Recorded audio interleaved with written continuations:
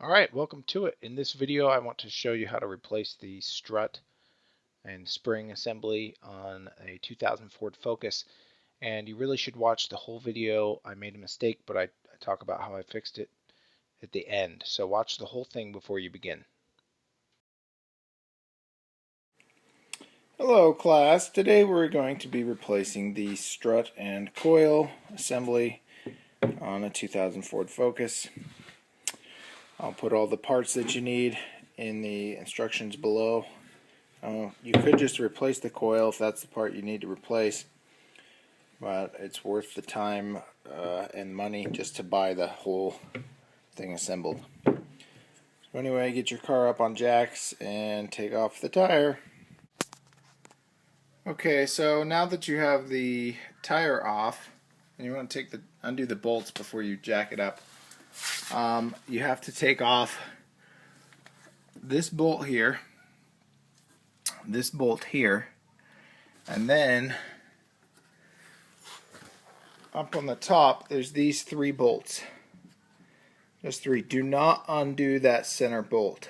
That center bolt holds the plate and mounts that whole coil, which is under tension.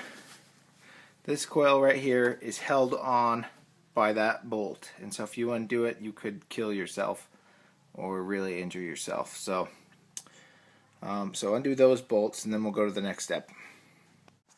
Okay, so this here has the brake line. This is the brake fluid in here, and it fits just right in that little C-shaped area. Just fits right in there.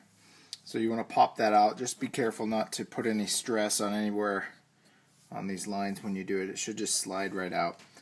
And then this bolt here and this bolt here are 15 millimeter bolts. So we'll undo those and get to the next step. Okay, so you're going to need an Allen wrench with some vice grips. That's the way I've done it. This is a pretty tight fit and it's kind of rusted, so then a pair of crescent wrench, or just a wrench for this bolt here, 15 millimeter. You just hold that in place and turn the crescent wrench. Okay, these three bolts right here are 13 millimeter bolts. I'm going to take those off. Okay, so here's an A-B comparison. You can see that the coil is separated here from this plate. Compare it to there, it's nice and tight and on the plate. So that's what happened. It made a really bad popping sound. And just something you want to know, that when you're taking this apart, you want to leave these three bolts till you take off the rest.